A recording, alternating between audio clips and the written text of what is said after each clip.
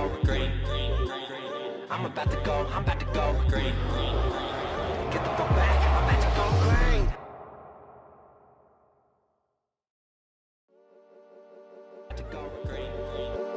When they come, and they will, they'll come for you.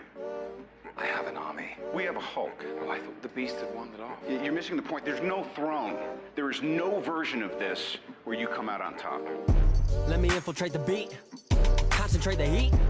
If you ain't on my level, fuck it, let me be. I'll be going till it's all in motion, talking killing rappers, then I hit my quota. And my train of thought is more a locomotive, talking reason for it, I got locomotives. Used to be on a revenge tip, on a stun on my ex and a friend's tip. I was Spider-Man whipping the black suit, I was powerful but almost lost Luke.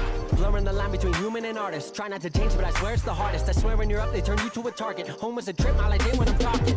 So, what it take to be an icon?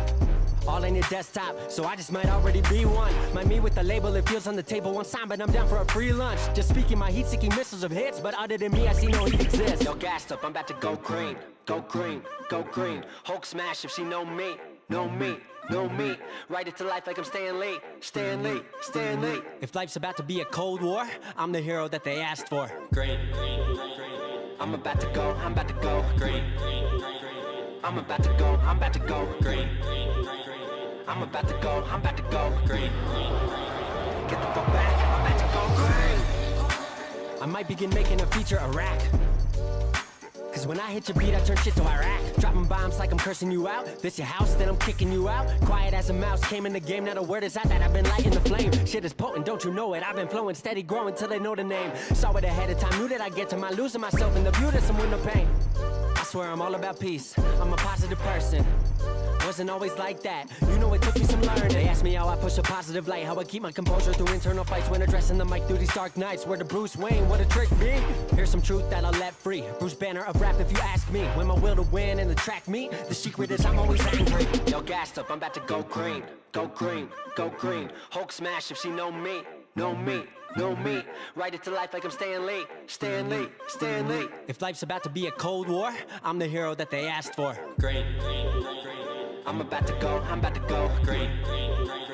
I'm about to go green. Get the fuck back, I'm about to go green.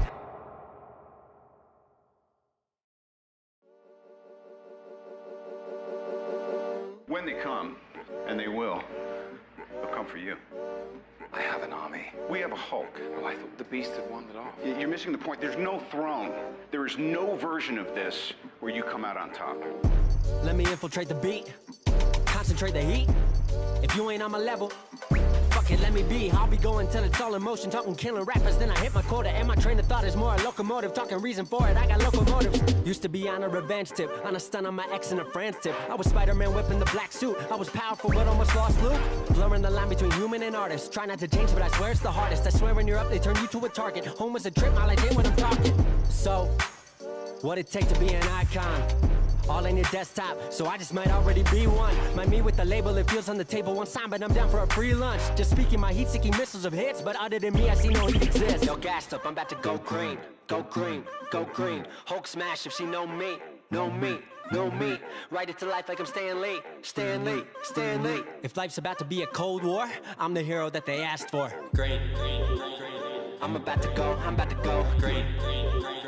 I'm about to go green. I'm about to go green. Get the fuck back, I'm about to go green. I might begin making a feature Iraq. Cause when I hit your beat, I turn shit to Iraq. Dropping bombs like I'm cursing you out. This your house, then I'm kicking you out. Quiet as a mouse, came in the game, now the word is out that I've been lighting the flame. Shit is potent, don't you know it? I've been flowing steady, growing till they know the name. Saw it ahead of time, knew that I'd get to my losing myself in the view that some window pain. I swear I'm all about peace, I'm a positive person. Wasn't always like that, you know it took me some learning. They asked me how I push a positive light, how I keep my composure through internal fights when addressing the mic through these dark nights. Where the Bruce Wayne, what a trick be. Here's some truth that I'll let free, Bruce Banner of rap if you ask me. When my will to win and the track meet, the secret is I'm always angry. Yo, gassed up, I'm about to go green, go green, go green. Hulk smash if she know me, know me, know me. Write it to life like I'm Stan Lee, Stan Lee, Stan Lee. If life's about to be a cold war, I'm the hero that they asked for. Green, I'm about to go green. Hey, y'all. Good evening. Thank you guys for being here. Hey, I apologize. I am trying to figure out where my camera is, where my notes are, where my stuff is. I got a brand new setup here. I got new monitors. Shout out to the beautiful Kim Jones. She said, you got permission to do this. Get a new lab. Do what you do. I'm looking down at the TikTok people. I don't see you when I do the show. So if you're writing me any questions, comments, anything of that nature, I don't see it. You got to go to YouTube and put the comment there. I will get to the chat here shortly. First thing I want to say is thank you guys for being here tonight. I know it's Valentine's Day. I know it. And you guys probably got loved ones you care about. I want to take a moment to give my girl a shout out. Shout out to Kim Jones. If you didn't know, for Valentine's Day, I'm going to pat myself on the back, y'all. I went and got a song made for her. I played it on TikTok earlier today a couple times, but I went and reached out to a songwriter and had a song made for my girl. It's very personalized. It's about our journey, about our relationship, and I couldn't be prouder of giving her something that, you know, that you can keep forever. It doesn't run out. It's not going to die like some flowers. You're not going to eat it like some chocolate. It'll be there whenever we go on a long road trip. It'll be there whenever we want to do anything. We can just think back to this great song. It sounds great too, by the way. It's just a nice, catchy tune. So shout out to Kim Jones. She's amazing. What did she do for me? The reciprocation is real. She went and made me the best meal I've had in a long time.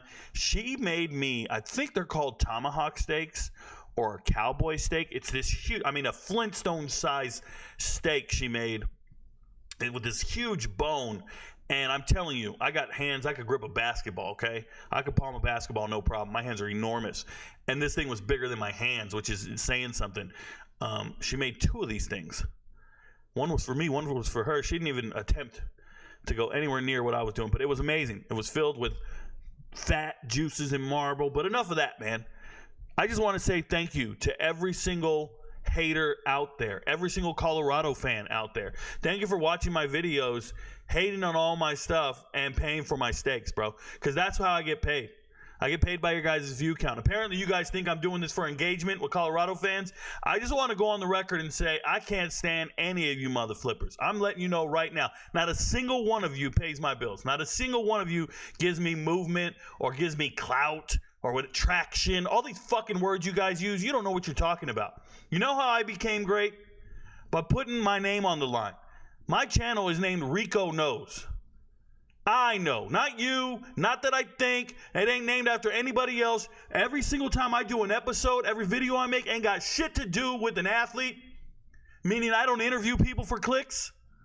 I don't try to get people to come watch my show because I got so-and-so in studio. You want to watch an episode of me talking, it's me. I'm the show. You want to know how I got so damn great? Go watch the NFL draft playlist. Identify all the hidden gems I pointed out. Or go look at my transfer portal rankings. Go look at my gambling predictions. The amount of people that believe in me because of my analysis and my accuracy far surpass anything a Colorado fan could ever do for me. I am not Colorado made. I'm just accurate, bro. And it just so happens I knew when Colorado was going to win games. Oh, by the way, I predicted when they were going to lose games too. You guys are homers. You make me sick. I never seen a fan base be so amped over 4 wins in my life. And you come at me every day, accuse me of engagement. Oh, your most viewed videos got to be Colorado videos. Have you ever checked my TikTok? You ever seen it? 2.2 million views when I was talking smack to Will Levis and his girl. 1.1 million views when I was stuck on a roller coaster. 800,000 views when I talked about a coach cheating on his wife. 700,000 views when I made a video about a fat high school kid. I can go on and on and on. I have 20 of my most viewed videos ain't shit got to do with Colorado. I got 250 videos on Patreon, ain't one of them for Colorado.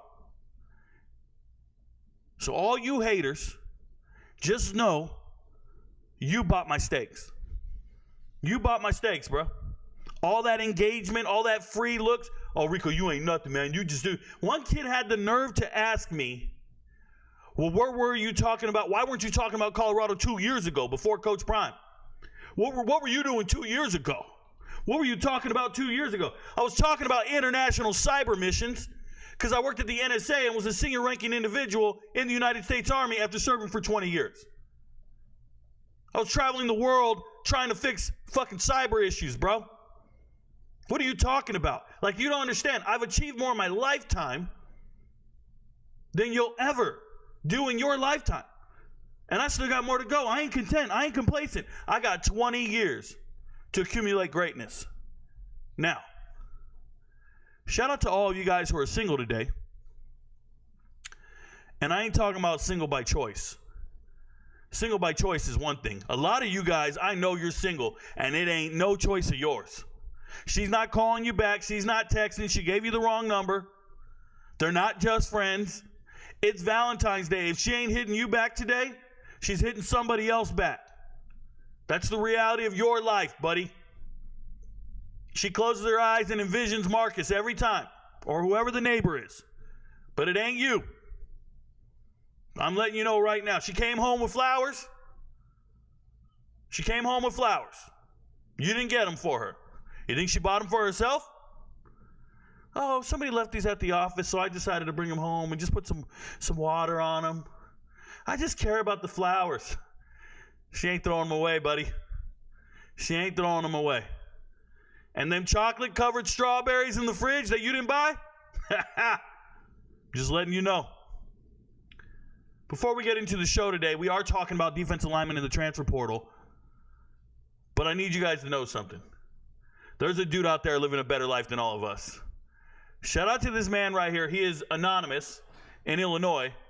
His girlfriend broke up with him about 3 days prior to him hitting $1 million on a scratcher. So he's single and decides to collect his $1 million from the scratcher on Valentine's Day. She doesn't know. She has no clue. Let me tell you, a lot of you guys have a lot in common with her. You don't know. You have no clue. You think that's a work partner? You think they went on a business trip and had separate hotel rooms? It's Valentine's Day, buddy. A lot of you guys live some terrible lives. I just want you to know, my biggest cheerleader, my biggest fan, she's right on the other side of these monitors. I know where she's at all times. She's sitting right there, bro. She's my biggest fan, I promise you. Somebody wrote on TikTok, he said, bro's talking about a personal experience. You're damn right I am. I'm that neighbor, bro. What up, Hunter? I'm that neighbor. I'm that dude breaking up families, breaking up marriages. Yeah, I'm talking about personal experience. Oh, you thought I got? I ain't no simp. I took your girl. Happy Valentine's Day, buddy. Hey, shout out to this guy who won $1 million though. Don't blow it on trying to get her back either. Don't rub it in her face. Just disappear. Get a new number, move, and disappear.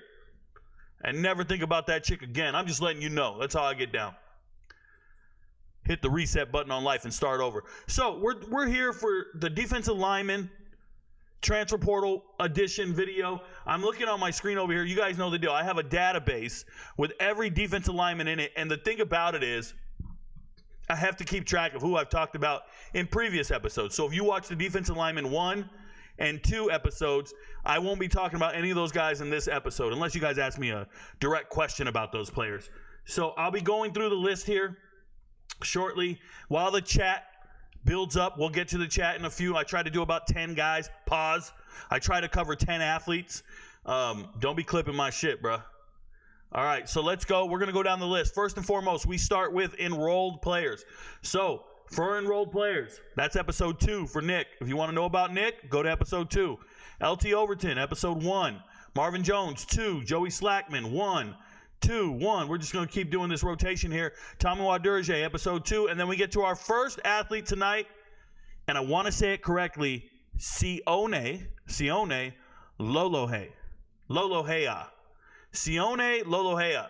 And you see it there. He got an extra star for transferring to Florida State, leaving Oregon State. This is a young man who hit the transfer portal with every intention of going to Michigan State to follow his head coach. But when you hit that transfer portal, you get that NIL call. And Florida State came calling. And, of course, they needed defensive linemen. They just lost a few to the NFL draft. There's no doubt in my mind you want a guy that's all Pac-12. 6'3", 270. This guy was all second team all Pac-12 this year. This is a stud defensive lineman. He's played in 40 games. 40 games. That's a whole college career. He's got another year to go. Shout out to Sam Bernardino. That's where he moved to after, if you don't know, San Bernardino, California. But he's originally from Hawaii. So great job. Started 7 games back in 2022. Then went and played and started all the games last year. This is a great get for Florida State. They need rotational guys in there. They've been grabbing a bunch of junk in here, a bunch of other dudes that aren't quite this acumen right here. This is a great caliber player. And once all those Oregon State guys jumped in the portal, Florida State called every single one of them. They like that brand of football. That's tough. West Coast football, we know it for being fancy. We know it for high-scoring plays and no defense and all this stuff. You get to Oregon State, those are some blue-collar dudes. That's a 3 running back room. That's a problem. So congratulations to Florida State. They got themselves a defensive lineman that's worth talking about. Aeneas Peebles going to Virginia Tech. That was talked about in episode 1. Marley Cook and Jackson, episode 2. And now we're at Jackson Moy. I'm not impressed with this transfer. Jackson Moy leaving Stanford, going to Tennessee. I actually find him to be a bit boring on tape. I watched it. He excels in odd man fronts. So whenever there's like a 3-man front, he's in his 3 technique. He's over the nose. He does well. Whenever there's a 5, anytime there's an odd number front, he looks better than when he's up against a guard heads up.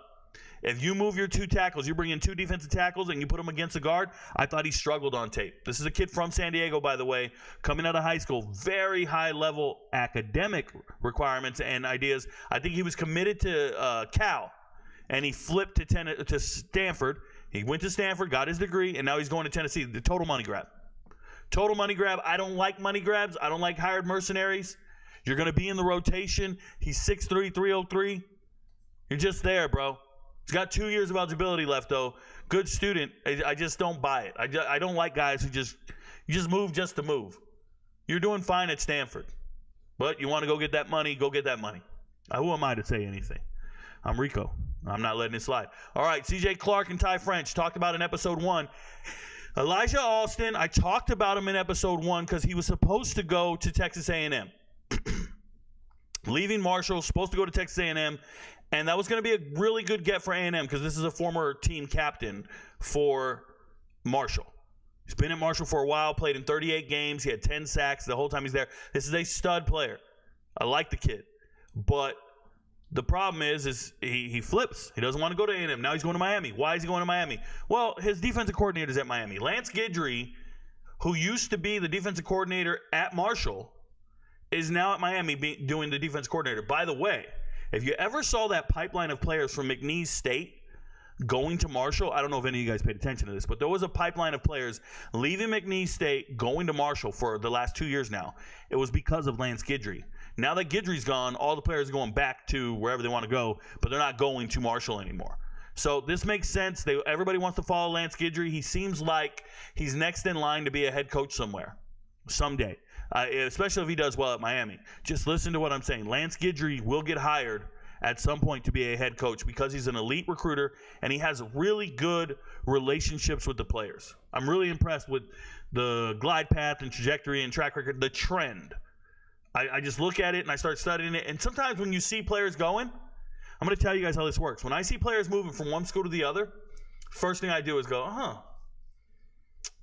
who's their recruiter? What's the common denominator here, right? Like, why do they keep going over there? It's kind of like when your girl keeps going to the neighbor's house. You're like, man, what's going on over there? Got to figure out why she keeps going to that neighbor.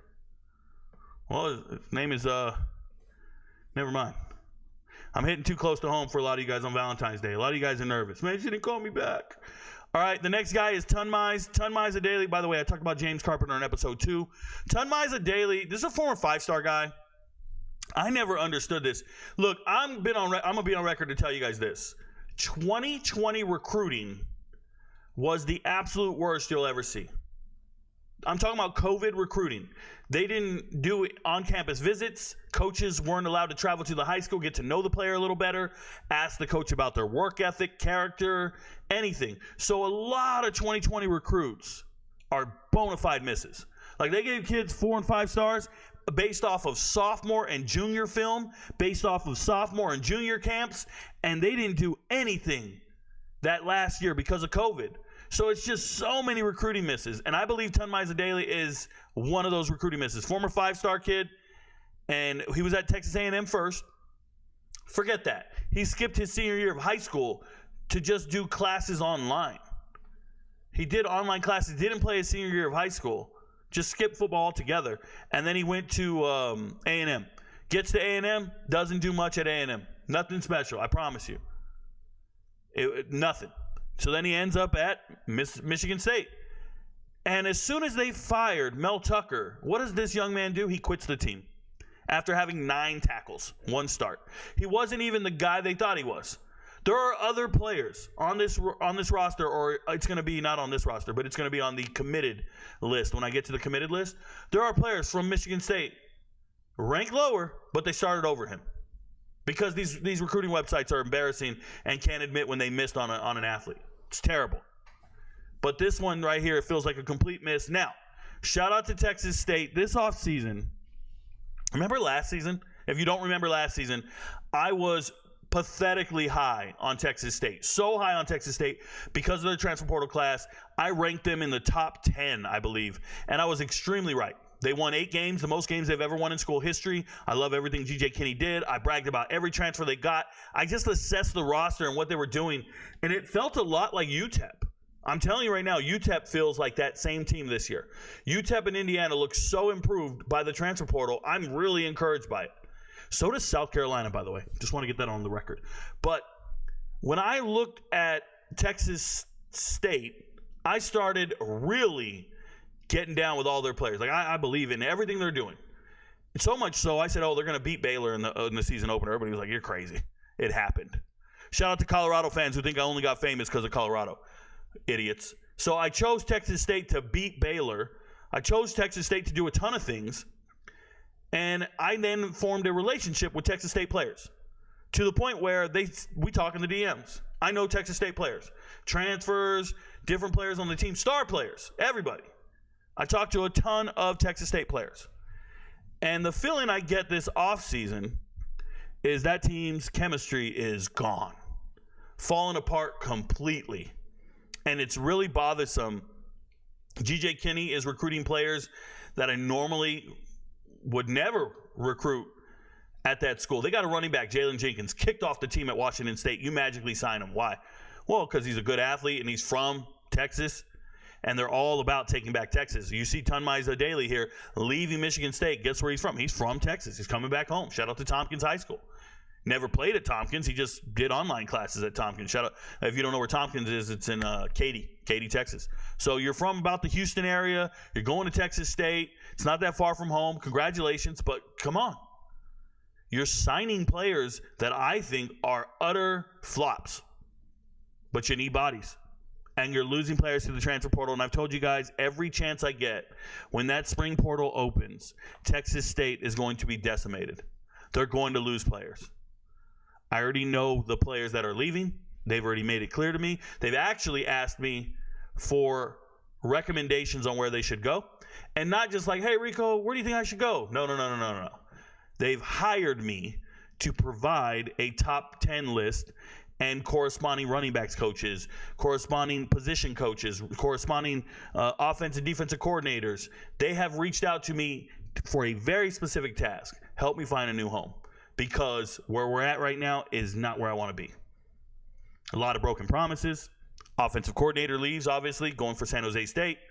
Just a lot of things not going the way they envisioned. So I think Texas State's going to fall apart next year. Just letting you know. And when they start jumping in the portal, I'll make an I Am Right video and record this and just laugh. And all the haters will be like, he doesn't know anything. He just guesses. Shut up, idiots. All right, so we got Savea here. Tio Ali, and hey, forgive me, a lot of these names are going to be Paul, what is it? How do you say it? Paulie something. What's the word, babe? Polynesian. Oh, my goodness. It's her favorite sauce at Chick-fil-A. The Polynesian community has very difficult names for me to pronounce, so I apologize if I'm butchering them, getting them wrong. I'm doing my best. I actually wrote them in another chart on my other monitor way over here in like almost how to pronounce them phonetically and stuff. So I apologize. Some I'm going to get wrong. But this young man right here, Savea, here's what you guys need to know about Savea. Coming out of high school, he was an offensive tackle. So I went back and watched his high school tape. He's just a tall, skinny, 260-pound offensive tackle. He's now over 300 pounds. He's dedicated to the weight room. He's enormous. And he was initially at UCLA. He leaves UCLA and he transfers to Arizona. And this is all about following Johnny Nansen, his defensive coordinator.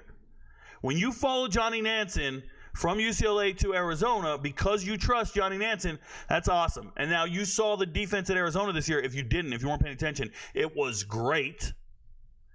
And Johnny Nansen is the reason why.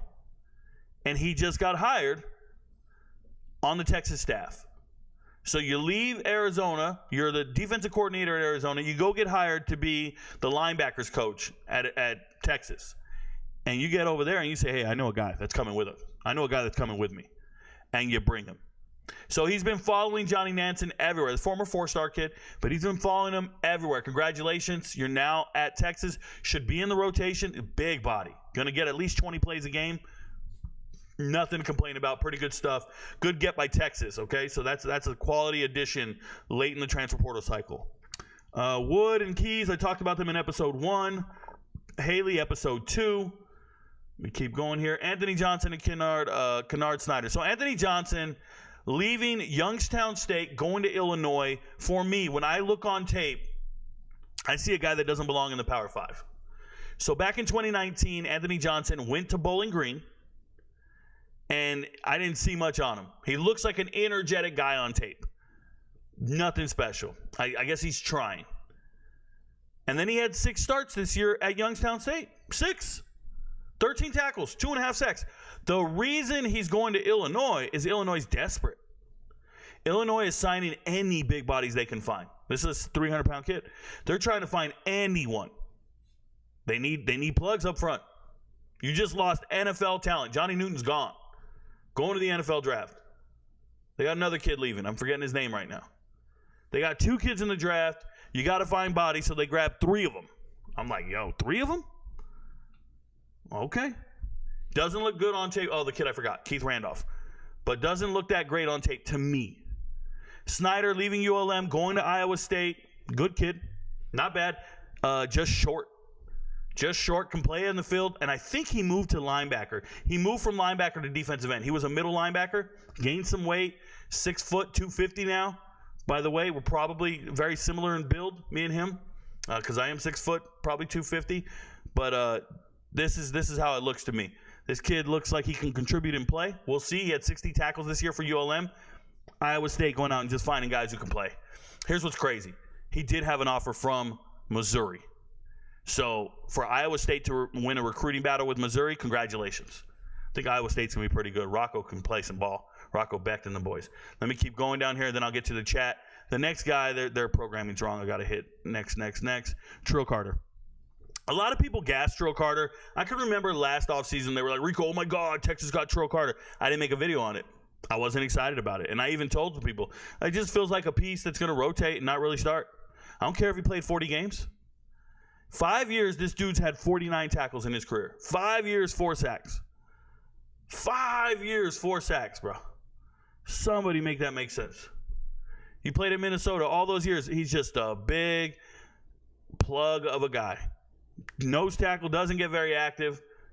Everything's about his PFF score being 69.5 2 years ago, back in 2021 or 2022. I don't care about none of that.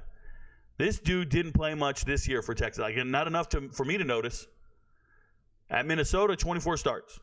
Texas, 9 tackles on the whole season. On the whole season. Dude doesn't move for me, but they need bodies. They want to rotate. Auburn's been getting a lot of terrible defensive linemen for the last 2 years. They got a kid. I remember when they got Emba from the JUCO. They just signed the other kid from Minnesota. He's meeting up with his teammate. Oh, that's what that is. What's his name? Gage Keys. Gage Keys leaving Kansas? No, he was at Minnesota 2 years ago. That's what it is. Keys and Trill Carter meeting back up. They're Minnesota kids. Well, there you go. I just pieced that together right now as we're talking. Because I'm RicoKnows. These guys are just hooking back up. Cool. Whatever. Shout out to Lee County, by the way. Straight out of Georgia. Perennial power. I like Lee County. I got no beef with them. Shout out to Leesburg. Rodis Johnson, Wisconsin A&M. I want to hate this pickup, but I can't, man. A&M got themselves a stud. Rodis Johnson actually started multiple years at Wisconsin. He was going to be a starter this year for Wisconsin. This is a big hurt for Wisconsin, losing a player of this caliber up front. And obviously it helps A&M. So I hope he can play at that level. This is a 295-pound kid. But he really did just lose his, just decided to leave. Go get paid. And that hurts for Wisconsin. Trust. Shout out to them, though. Okay. I'll do one more, and then we'll go to the chat. Leaving North Dakota State, going to Kansas, Javier Darrett. I'll tell you this. You won't find a more experienced defensive lineman in the transfer portal. This man played in 50 games at North Dakota State. Players from North Dakota State don't transfer. I was studying North Dakota State's roster and all their players in preparation for their game against Colorado next year. First game of the season, the spread is 8.5 points. If you want to know who's winning, become an MVP. Shout out to Patreon. But I was out there studying the roster for North Dakota State, putting in my reps, learning who they all are. And as I got there, I'm like, well, man, I turn on the tape. I'm like, who's this guy? Who's this guy in the middle? Well, he's been a stalwart. He's been there over 1,300 snaps in his career at North Dakota State. Javier Darrett jumps in the portal, going to Kansas. I'm telling you guys, Kansas is a dark horse for the entire Big 12. Kansas, Jalen Daniels at quarterback. Who is it? Who's the running back? Just killed me. Neil? Yeah. Kill Neil? What's his name? I hate not knowing. I hate when I draw a blank like that. And when it comes to me, it'll be like, yeah, I told you. Shout out to Kansas. They're going to be great. Their running back just returned this year. What's his name? Devin Neal? Fuck. I don't like that. But nonetheless, you got a kid coming back home. He's from Kansas, leaving North Dakota State, going to come contribute for his final year and prove that he's NFL caliber. I think it's Devin Neal. Okay. So before I go down to Cyrus Webster, let me just pull him up. He's right here. We're going to go to the chat. Let me move the show along. Pardon me. I'm learning how to maneuver on these monitors. There we go. Bear with me, and I'll get to the chat. Let's go. So the chat's going to be moving. I will catch up with the chat, but I'm actually going to start where you guys can't see it. Just be patient. Don't ever spam me. Write once, and I'll get to you guys. But I'm going to scroll up. It won't impact your screen when I scroll up. I cannot interact with that screen, I don't think. Oh, wait. Maybe I can. Let me try that. There we go. Look at that. I did it. Can you guys see it? It says, good afternoon, Rico. What are your thoughts on Chuba May? David in Arizona. Shout out to David in Arizona. He is an MVP. He is a supporter of the channel. I don't know if he's an MVP. I think he's just a supporter of the channel. Chuba May is not going to be in this episode, but I can talk about him. This is an amazingly athletic man. He's like 6'3", 350 pounds. He comes from UC Davis, an FCS program. I'm really big on UC Davis. If you guys don't know, I just pushed 2 guys to go to UC Davis, a stellar running back, shout out to Carter Vargas, and a stellar wide receiver. What's his name? Just had 100 receptions. Just played at St. John Bosco. I'm drawing a blank right now. I'm having bad time with names right now off the top of the head, and that never happens to me. Stacy Dobbins. Whew. Both of them went to UC Davis. I'm super excited for them. So shout out to UC Davis having Chuba May. Chuba May's transferring from UC Davis to Arizona, hence David in Arizona asking. And what I'll tell you guys is this is a man, I went and read, and now I don't know how big he was, but he claims to have run a 5-minute mile. I just told you he's 6'3", 350. Now, I don't know when he ran this 5-minute mile, but that's pretty amazing. Fastest mile I've ever run in my life is 4:58. When I was in the military, I ran a 5:20-something during my 2-mile times. For the first mile, I ran a 5:28. I got to tell you, I was about 170 pounds. So unless this guy, 170, 180 around that time frame. So unless this guy, he's superhuman if he ran a 5-minute mile at 350 pounds. I just can't believe that. But he's amazing.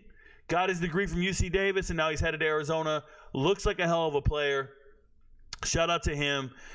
Being Polynesian, it's just one of those things where the defensive line coach at Arizona convinced him, come play for us, and it works out. So congratulations to him. Willie Bobo says, like and subscribe, y'all. Yeah, I'd appreciate it. If you're watching the show on YouTube right now, all you have to do is leave the chat, tap your screen on your phone.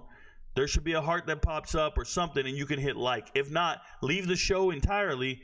Like it before you enter the show. That's really cool too. So if you're watching the live stream right now, exit the live stream, like the show, then get back in it. The more you like it, the more you subscribe to the channel, the more likely I am to do these as often as possible instead of maybe high school film reviews or whatever else I'm doing. Shout out to you guys, though. Joker says, hey, Rico, what do you think about Alabama promoting Freddie Roach and Robert Gillespie? So, if you didn't hear, Alabama promoted 2 of their position coaches, one on defense, one on offense, and made them like associate head coaches. Where this pays dividends is for their current roster.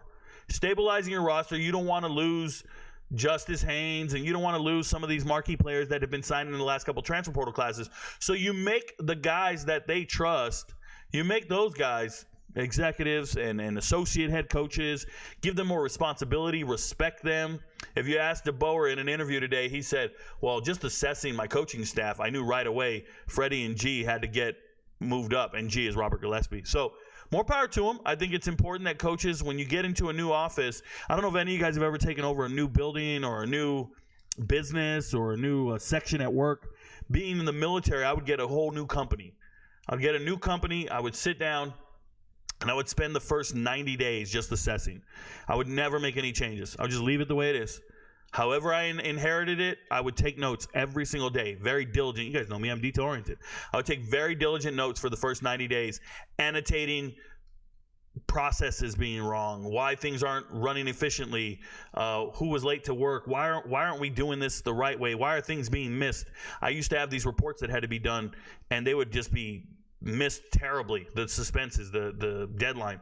Dude, as soon as I implemented all my changes and I identified who my force multipliers were, who my good people were, and who my substandard people were, my company became the top company in the battalion and the brigade within like literally 90 days. I think that's what it says on my NCOR, and it's a fact. Just changing the life, bro. Just changing and caring about what you're doing. I understand college coaches don't have 90 days to sit down and observe. But if DeBoer gets there and he realizes right away, oh, man, these guys respect these coaches. If I want to win them over, I got to win over these coaches. You get into a coaches meeting, and the people speaking up in the meeting are the most important people in the meeting, right? Like if you guys go to work and you're in a meeting and you don't say anything, were you even there? Like if you have no input, were you even there? And I know a lot of you guys go through your life just laying low and don't say anything and just say, let me get the hell out of here so I can go home. Well, you're never going to get promoted. No one's going to notice your impact. You know, I used to tell my guys, if you're in the room, sit at the table until somebody tells you not to sit at the table. We used to have a big meeting table, and I'm at the head of the table, and everybody who's not important sits on the wall. Decision makers sit at the table. I told all my guys, hey, I don't give a shit who you are. Come in and sit at that table until somebody tells you, hey, that's my seat, and moves you out of the table. Because maybe one day they won't show up and you'll be able to speak on their behalf. Maybe one day people will start recognizing you for being at that table, and maybe one day you'll have the authority and responsibility to impart your decision-making or your solution moving forward. And that's another thing. You could be on the back wall and nobody values your input. Don't wait till you get to the parking lot to say your piece. Don't wait till you get to the parking lot and let all your friends know, well, you know what I was going to say? I was just going to say, dude, stop that. I would always leave the office. I would leave the office and see so many of my employees in the parking lot talking. And I know they're conversing back and forth about a decision I made. But they would never say it in the meeting, in the building, in the room. Do you know how many times I've been in a room with some general, some colonel, and I hear some shit I don't agree with? And I'd be like, hey, yeah, I got something I want to say. And I'd stand up and just be like, hey, First Sergeant Rico here, listen up. Here's what I think. And I would go and impart my knowledge. Every single time. Never complain, always pitch a solution. There's where I'm at. I'd give you a COA every single time, a course of action. I would stand up and say, all right, listen, I just heard this, this, and this. This doesn't work for me. Here's my recommendation. I would put it on the table, and then I would walk out. Whether you believe me or not, whether you agree with me or not, whether they implement it or not, but every meeting we go to, you're going to know, hey, man, watch out. Top over there, he's got something to say. I'm that guy. I don't give a shit. You need to be that guy. Shout out to DeBoer for recognizing Freddie Roach, Robert Gillespie as being that guy, because that's exactly what they are. They take over rooms. They're force multipliers. They're influential. They're leaders of men. It's important. Corey Flores says, what's up, Rico? Hope everyone is having an amazing day. I ain't worried about everybody having an amazing day. Somebody told me there's a shooting. I'm not too worried about it, bro. I won't make any videos on it because I don't need clicks. for crimes like that. I don't do it. Somebody dies, I don't need clicks. That's not how I get down. Joker says, I think Oregon could possibly be as high as 2 in the polls. At some point in the season, I have a weird feeling Ohio State will drop a game they shouldn't. I don't know about any of this weird feelings, any of this stuff. The reality is Oregon's a very good football team. They were probably, you could say they were the second or third best team in the country last year. Their only loss was to Washington twice. The only team that beat them was in the national championship. Other than that, they beat everybody else. And they beat the brakes off of people. I got no beef with Oregon. I think they're a good program. I think they're a good team. They might even be improved next year. You never know. That's probably the best gift I heard of today. Thank you, Joker. It was an amazing gift. Shout out to my girl. I might play it on the way out. I might play it on the outro. I have it saved to my favorites on my internet so I can just pull it up and play it at any time. I'm that guy. Shout out to you, babe. Chandler Schlefkopf. Hey, dude, I can't pronounce your name, bro. Sounds German. I still got beef with the Germans. We fought you in World War II. I never let it go. Shout out to the British. I got beef with you, too. Yo, Rico, saw you were live. Just wanted to hop in and say what's up and hope you have a good Valentine's Day. Hey, I hope you have a good V-Day as well, bro. You're a virgin. Thank you so much, Chandler. Oh, it's Atlas Sports, by the way. I'm on my personal account. Okay. Shout out to Atlas Sports. Kid's working hard. That's a young kid on TikTok. I see him making sports content, streaming some things, trying to do something. You know, the content isn't amazing, but the way you get better is you just keep pounding out, grinding out, and eventually it gets better. I promise, guys, repetitions is everything. Now, I'm not here to say practice makes perfect because it doesn't. Practice makes permanent. So if you keep doing the wrong thing, you don't get any better. Well, then you're just going to permanently be terrible. But more power to you. I feel you. What up, Lewis Henton? Roll Tide Roll. Good to see you. Dub Will says, First Sergeant, I'm a Colorado fan and a RicoKnows fan. What's up? Why waste your time on ignorant people and their takes?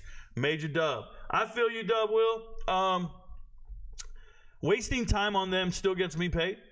Engagement with the haters got me paid before I ever had engagement with Colorado. So that's a fact.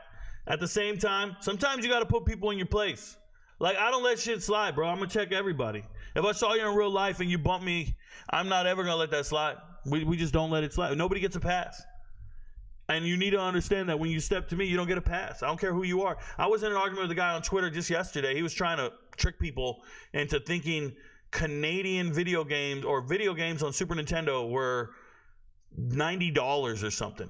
This is a guy, I think he's 20-something years old, 30-something years old, and he's telling people video games in the 90s were $90.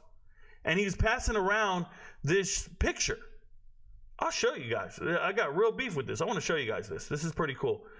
He ended up blocking me, but I'll show you guys this. Let me pull it up. It'll be pretty interesting for some of you guys to understand that there's misinformation on the internet. And this is a guy with 200-something thousand followers. Here's his name. Sean K. the King. Tried to tell people he knew about video games and he's an OG and all this stuff. And he started posting these pictures of video games. Let me get to my downloads here. And he started posting this screenshot here. And when I saw the screenshot, I was impressed. But when he posted it, he cut it at the top where you couldn't see this top part. So he said, look it, I tried to tell you guys Super Nintendo games back in my day were $95, $90, $70. And I said, this is not true. I used to buy video games in this time frame. Something's wrong here.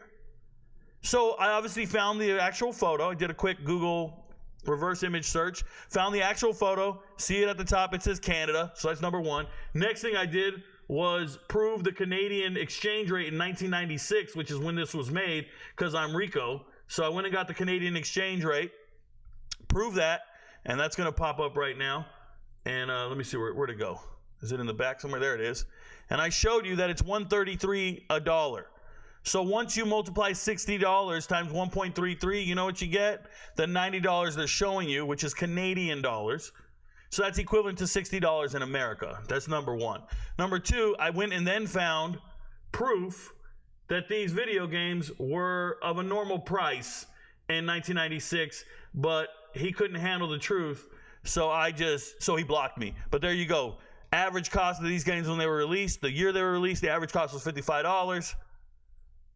Here's a printout. Here's a thing for you to buy. The games were $49, $60, $45. You don't see no $90 in here. At peak, they were $70 at best.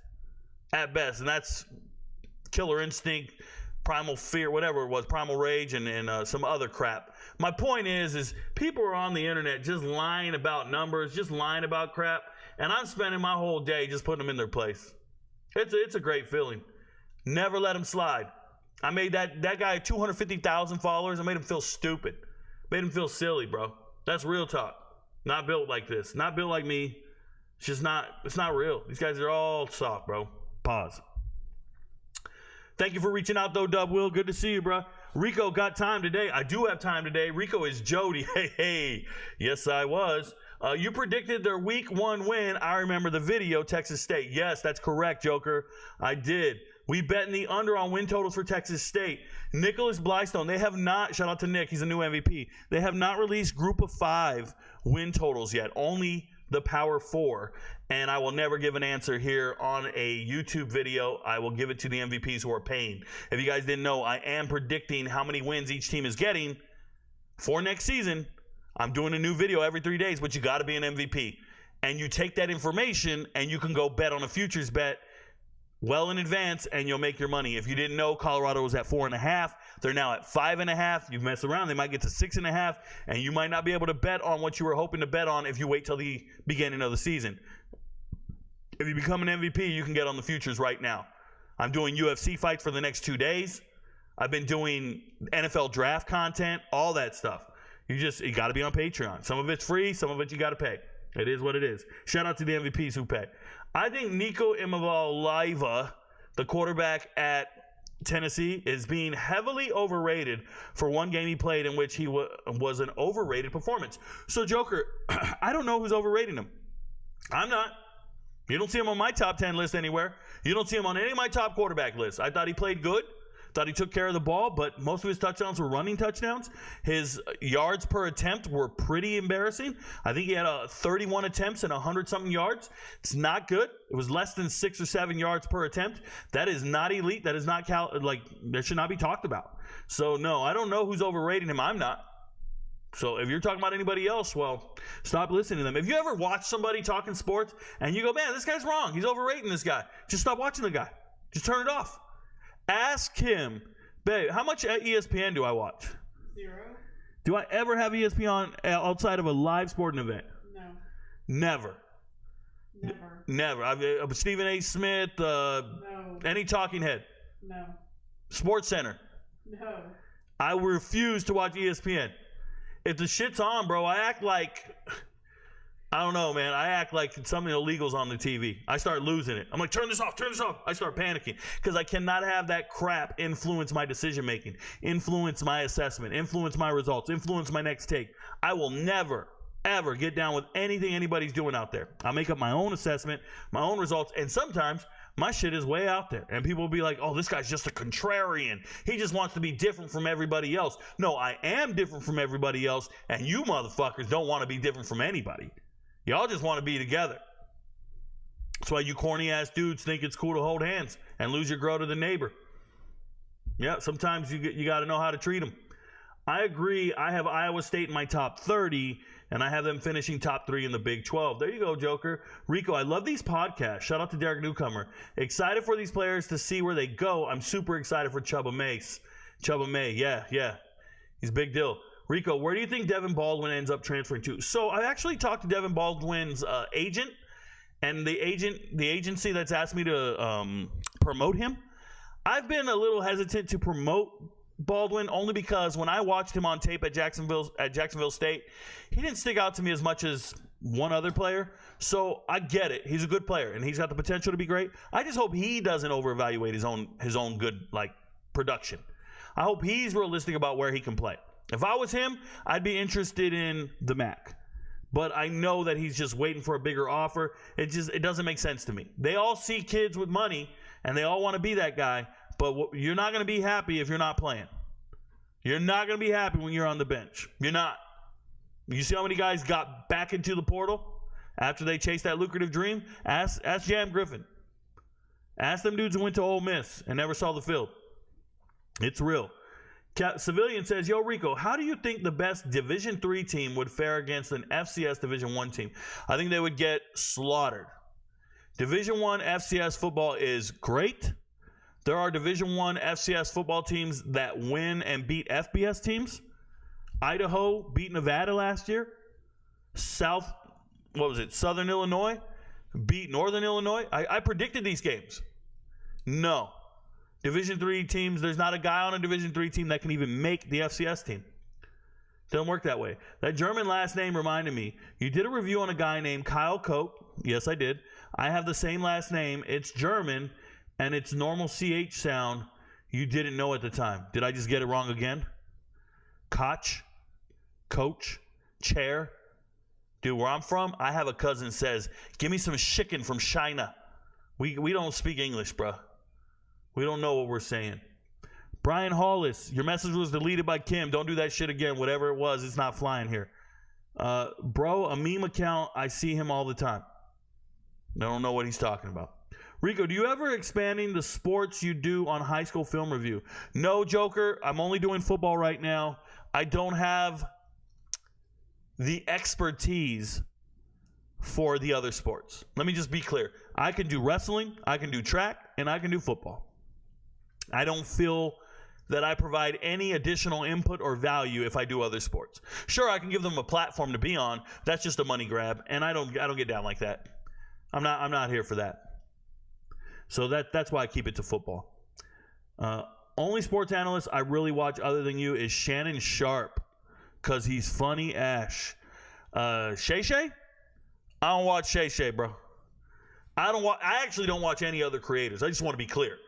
I don't have time. I'm busy creating. I have so many different things I'm doing. I worked on this podcast all day today, the production of it, all day today, with the exception of I had to go make a High School Film review. I had to eat food with the missus after she made me those amazing steaks. And I might have took one break to watch an episode of Monk, because I'm a real dude. Me and Monk got a lot in common, except for I'm not socially awkward. I just see shit differently from other people. Shout out to Monk. I know you guys are like, what? Monk? Yeah. Do you think West Virginia can make some noise this season? D-Sup, I looked at their schedule, and it's brutal. I love West Virginia. I actually cheered for them all this last season. I told MVPs, I don't know how many weeks in a row West Virginia was a pick for us on our locks. I could pull it up and find out. Where's my chart here? Here's my chart. If we go look at the weeks, at about week 7, let me see here. When did I start picking West Virginia to win games? Probably wasn't week 7. But I started believing West Virginia was going to cover the spread almost every week exclusively after a certain point.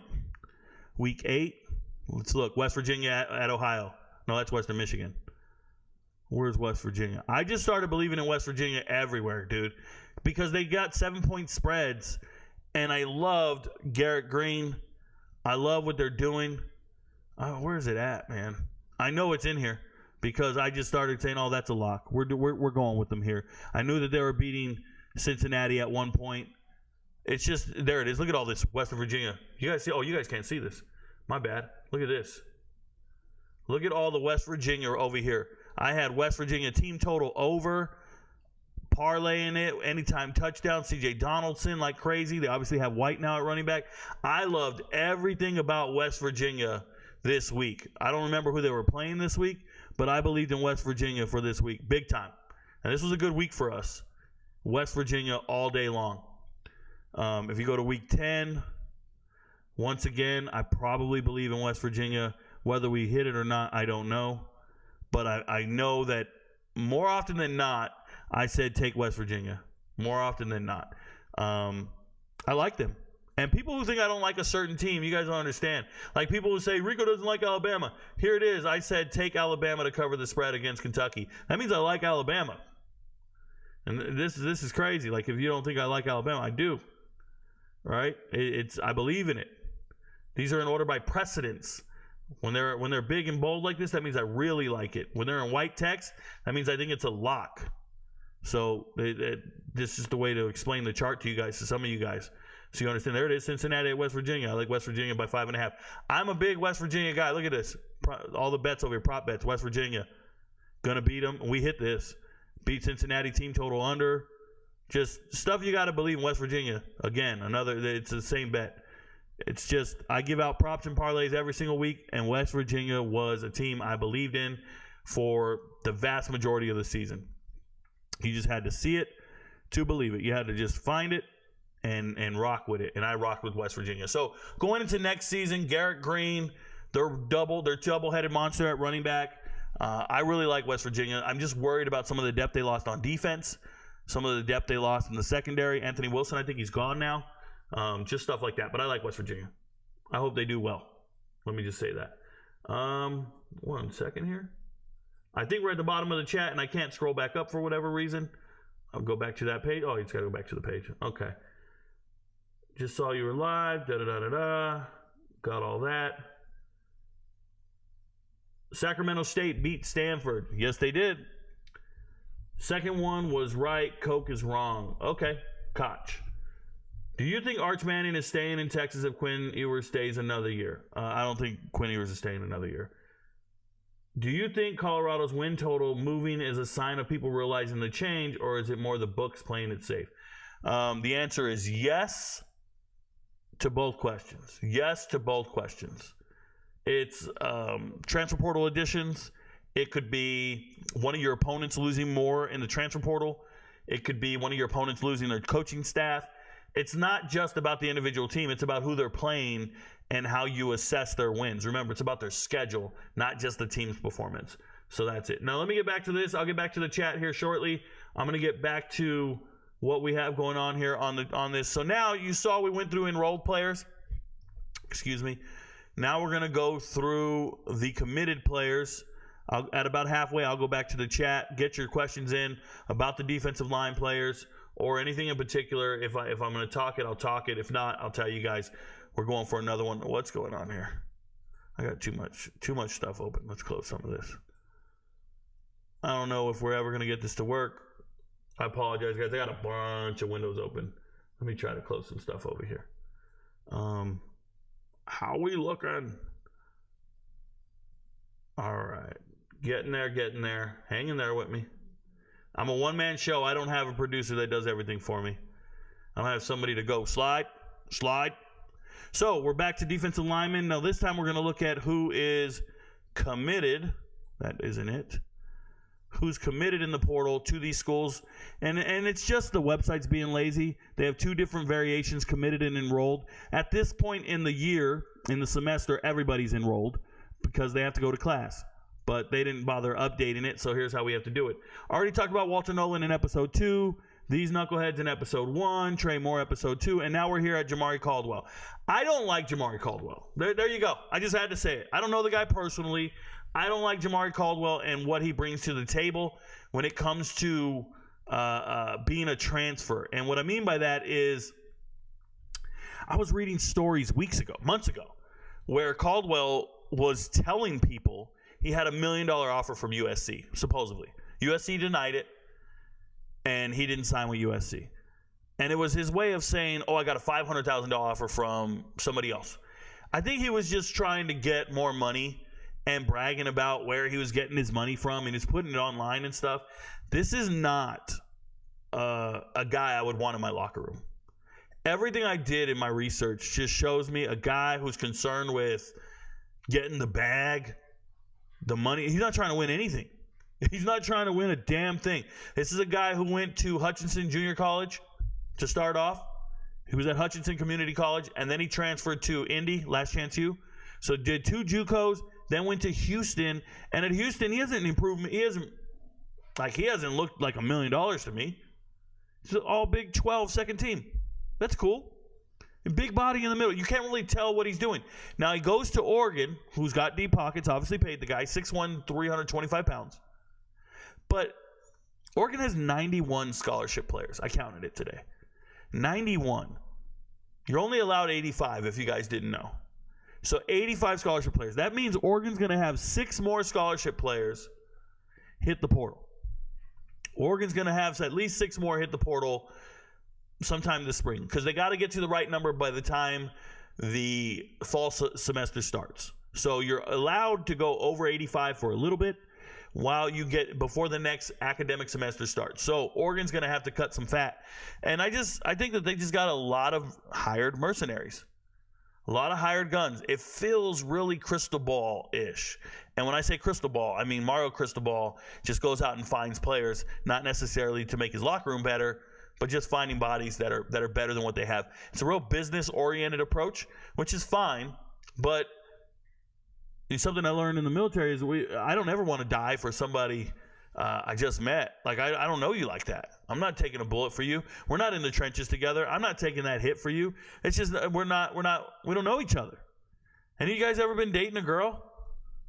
And let's say that girl gets, I don't know, injured or something, or assaulted. You going to help her? I'd imagine so. Sometimes I wouldn't, bro. I'd be like, I just met this chick. I don't know what kind of drama she got going on in her life. I don't know why she just got hit. I just met her.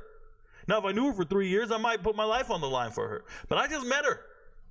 That's how it is with some of these players. They just met each other. They don't really know each other like that. Now, they're trying to derive a brotherhood and camaraderie and continuity. But, you know, it's fake love, man.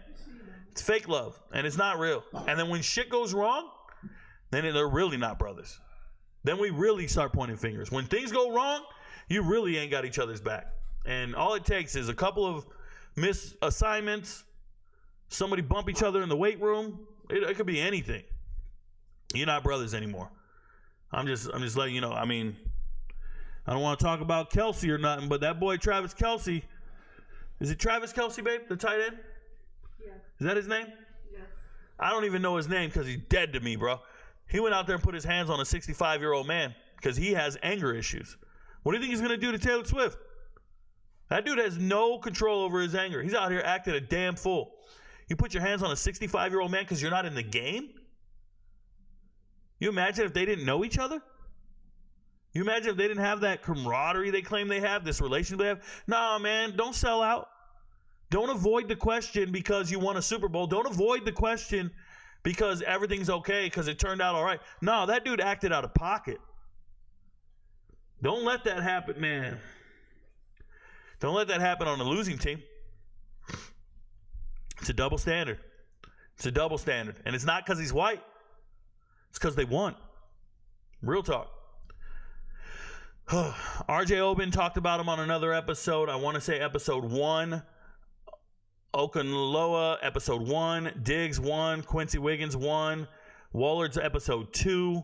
Corey Foreman. I've talked about him before. I just want to bring him up again because I never really went in depth, I don't think. Obviously, coming from high school, Centennial, California, one of the big perennial powers in the high school scene. That year, they had 3 guys. Who was the other linebacker? Namora? Namora Ivasa? I can't say those names, guys. I apologize.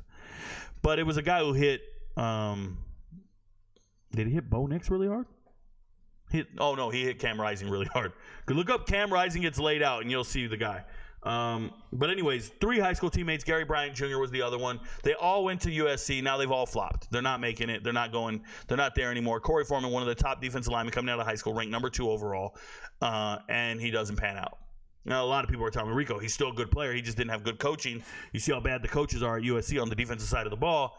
And I don't buy that, man. Player development has, like I've said before, is 90% on the player. Yes, coaching matters. Yes, environment matters. Weightlifting matters. All this shit matters. But guess what, man? It's on the player. It's on you to put in the extra work. It's on you to do the extra reps, watch the film, lift the weights, eat right, study, be prepared for your matchups, and then go out and do it. It's on the player 80% of it. I don't want to hear anything else. And stop giving coaches credit when a player overexcels and does great. It's that player who did it. We give credit to too many coaches, and we don't give enough to the players, and then we don't put enough blame on the players when things don't go right. We always blame the coaches, and I don't like it. That being said, Corey Foreman going to Fresno State is a good thing. Congratulations. I hope he does his best in the Mountain West, and I hope he dominates. But Tuivasa Noramora. Yes, it's my guy. So I'm cool with it. Shout out to him. BJ Green talked about him in episode 1. The only thing is since episode 1 or episode 2, he's flipped. He flipped to Colorado. Congratulations. Very good pass rusher. I think he's one of the best. These guys are not in order by rank. I don't care what the website says.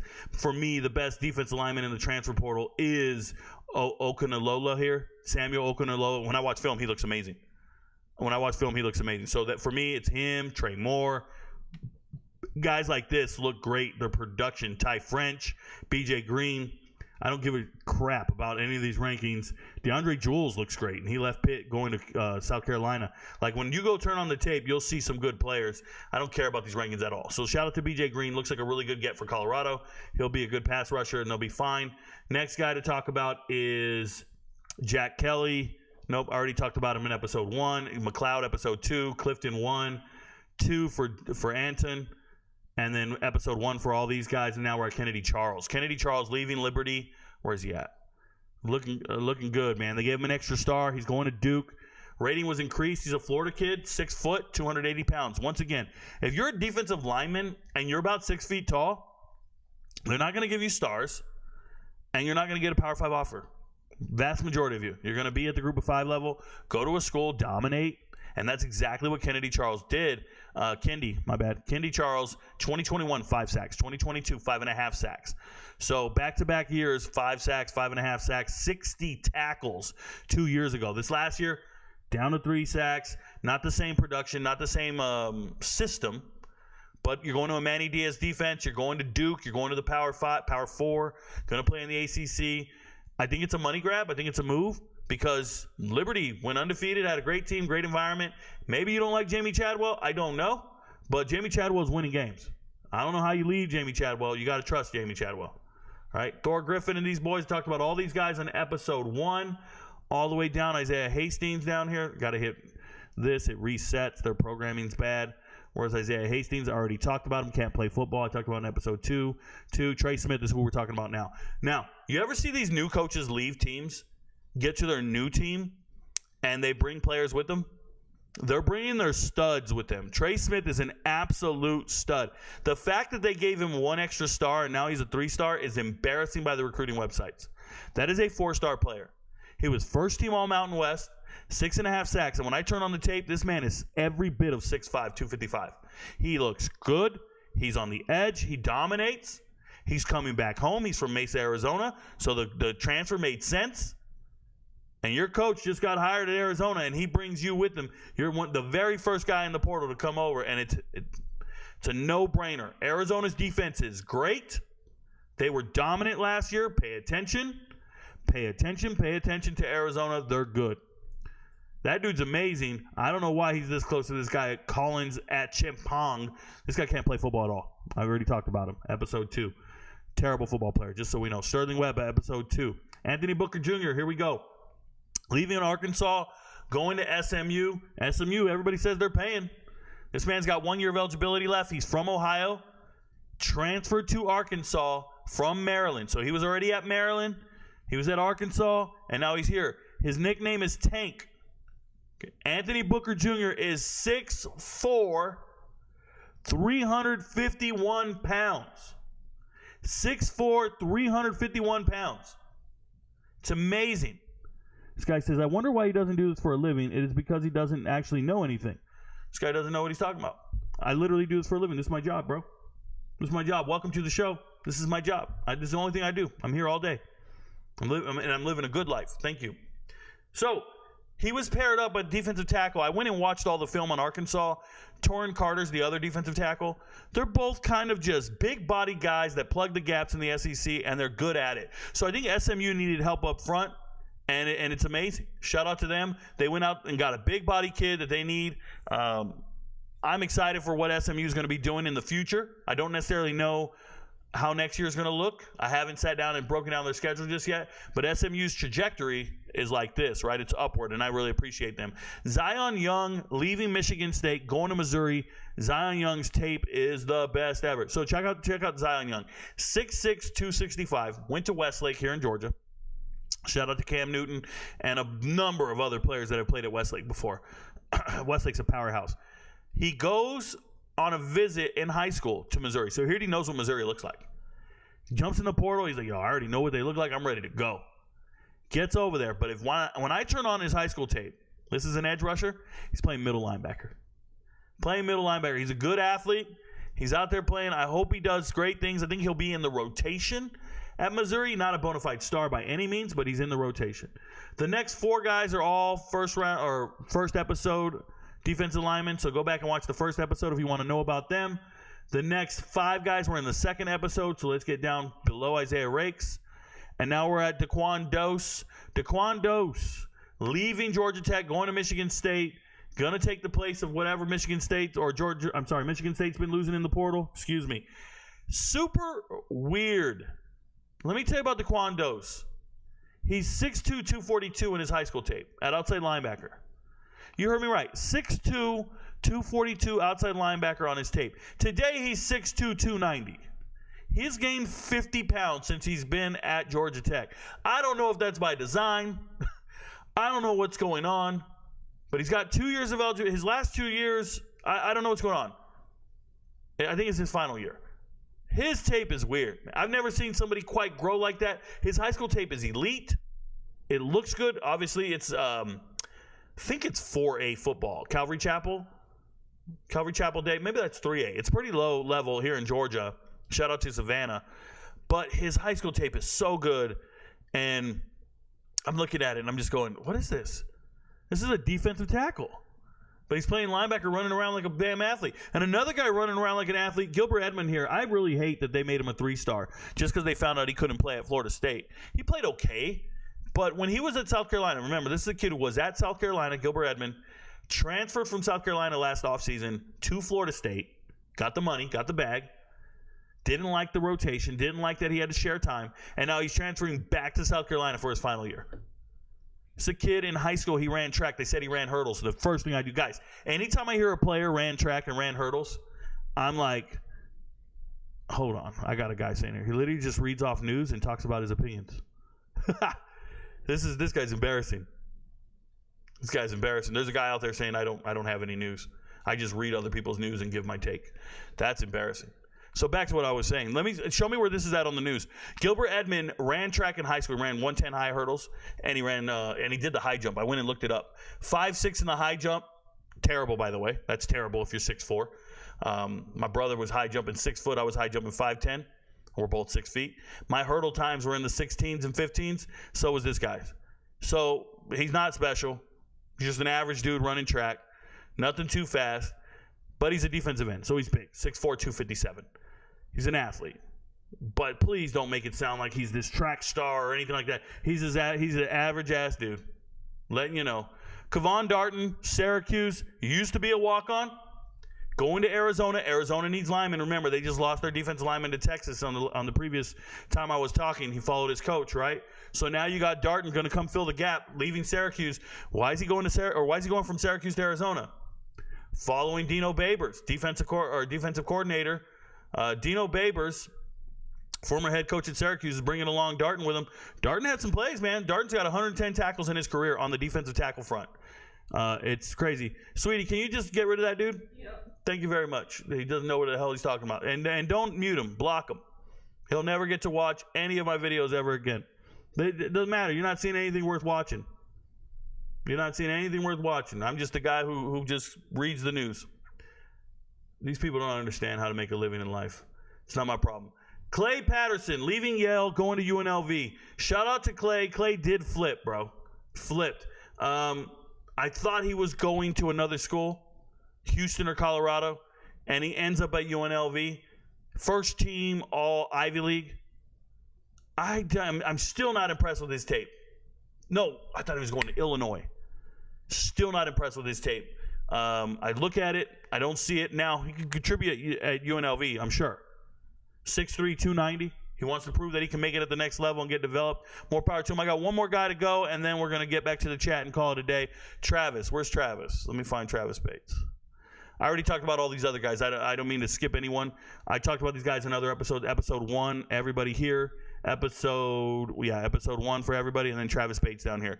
Leaving Austin Peay, going to Kansas State. Now, when everybody leaves Austin Peay, I go, yo, you got to go to UTEP and follow your coach. There's no way you should be going anywhere else.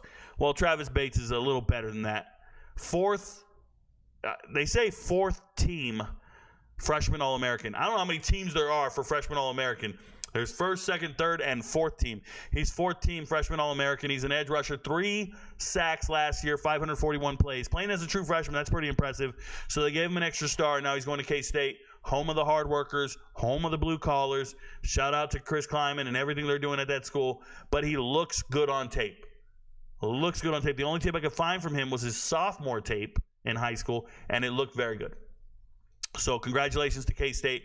I think you got a player that probably won't be on the field this year, but in the next 2 years or so, this guy will be contributing in your defensive line rotation. So that's pretty good stuff. Shout out to Travis Bates. Congratulations for getting to the Power 5 level. And that's a kid who goes FCS, and he finds his way back to the Power 5 where he always wanted to be. Another thing I want to say about him, he's a Texas kid. Another thing I want to say is shout out to Scotty Walden, the former Austin Peay head coach, who's now the UTEP head coach. For some reason, a lot of the players at Austin Peay are Division I this year. They're so good. They were doing great recruiting. Always tuning with my phone in my left hand. Shout out to you, Robbie. Do what you do, man. Stroke away, bro. I ain't mad at you. Whatever it takes for me to get my views, I'll take it. All right, guys, I'm going to take questions one last time. Obviously, the trolls are in full force tonight. Don't really bother me, man. I'm getting paid. This guy wish he could do this for a living. Yeah, I wish, bro. I wish. Let me go back to the chat, and we're good here. Let's see what we got. Do you think West Virginia can make some noise this season? Got that. Do you think Colorado got it? Who do you think had the best recruiting class this year, including transfer portal? I would probably go with Ohio State. Ohio State makes a lot of sense with that answer, so I like Ohio State. They raised his rank 0.4 just because he committed to Oregon. Pog, LLC, I actually keep track of who gets ratings increased.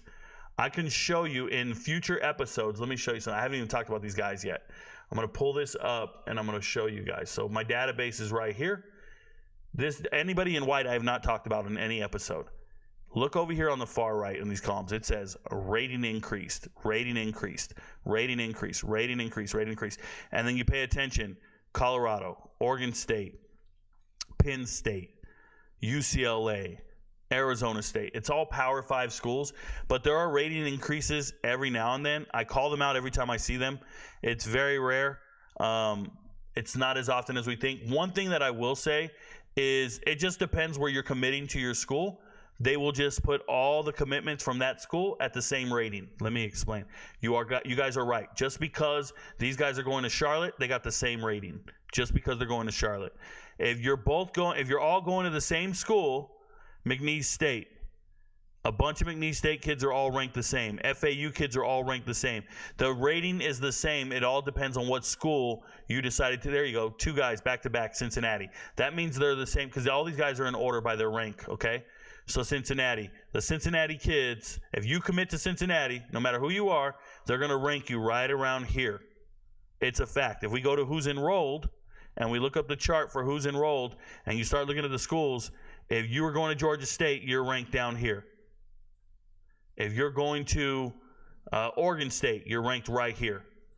It's by school. Yes, there'll be some anomalies where they get the rankings right, but when they get to the bottom of the rankings, here's Miami kids are ranked right here. Florida State kids are ranked right here. Doesn't matter who it is, they rank them together. So yes, it all depends on what school you go to. The rankings will change for you. I've studied this. I see the trend. What will happen is they'll do it very accurately at the top, or at least to their best of their ability. And then towards the bottom, when they think nobody's paying attention and doing these charts like I am, you will see a tremendous trend like that. These 3 guys are all ranked back to back to back on the chart at Utah State. And then New Mexico, all down here. So if you committed to Utah State, it doesn't matter who you are, they're all ranked the same. And you can go in here, and you can go to enrolled, and I can prove it. Enrolled, nobody's ever doing this, but I'm doing it because nobody ever looks at the chart this way, except for me. If you commit to Utah State, if you look on the far right over here, we'll get to those guys if you go down far enough. And you see how much I drill down because I care. And sure enough, you're going to find there's New Mexico guys together. And you look, there's the Utah State guys all together. So if you committed to Utah State, you're worth a 0.8, 0.8. You would never know that they're ranking all Utah State guys the same, because usually if you were to see Utah State, you would click on the team like this and you would just be looking at all the players going to Utah State. So now you think all the players going to Utah State are ranked 0.8, 0.7, 0.8, 0.8, 0.8. You have no clue that they ranked them all the same, essentially the same, because of where they went to school. It's based on where you go to school. It is not based on anything else. They're liars. It's the truth. And they're liars. Just so we're clear. Shout out to me. I figured it out on my own. He admitted on his pod today he acted out of pocket and talked to Reed today. Still not right. Oh, you talking about that dude? I don't care who he talked to. You don't touch a 65-year-old man. Not even the most accomplished active coach right now in the NFL? Nah. I don't care who you are. Who was your best FCS portal player? What do you mean, Joker? You mean player coming up from the FCS? Player coming up from the FCS to the FBS? Is that what you're asking? If that's the truth, write it again and I'll let you know. It's Matthew Sluka, the quarterback from Holy Cross. That's my guy. So congratulations to him. How do you think Manny Diaz and Malik Murphy will do this year? Thanks for providing your analysis. I actually think, I haven't looked at their schedule, but I don't think they're going to be very good. That's how I feel. I don't think they'll be very good. Good night, Rico. See you next stream. Shout out to you, Joker. Good to see you. Yes. Okay, so you want to, it's Matthew Sluka, UNLV quarterback. Rico, see you next podcast. Appreciate your time. Take to build content for us MVPs. You got it, Derek Newcomer. I'm actually doing it to learn. I'm doing it for you guys, but I'm doing it for me too. If I don't do this, I won't know every player in the portal. So I got to have these episodes. I got to do these episodes. It's part of my development as a player and what I'm doing, or I'm sorry, as an analyst. I have to know every player, and I can't pretend like I know every player. I got to really know them. So I do all my work to make sure I know them. All right, y'all, on the way out, I'm going to play the song that I got for Kim. I don't care what you guys think. That's what I'm doing. So you guys stay up. You guys have a blessed night. Thanks for hanging out with us. Peace, y'all.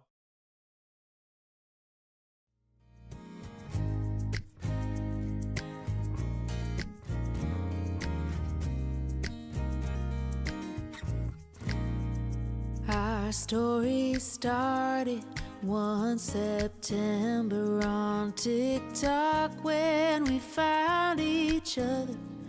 The way you listened, you were different. The one thing I was missing, we took a chance and met in the middle. We knew we found something special. From Washington, D.C. with you to Palm Springs or the living desert zoo. Life with you is everything. Kim, you're my love and you're my best friend. Ooh. I can give you all I got, but baby, it'll never be enough to compare to what you've given me, or the way you love. You cook the best food I've ever eaten. You make my dream life reality. From Georgia ziplining with you to seeing Grease the musical. Life with you is everything. Kim, you're my love and you're my best friend. My best friend.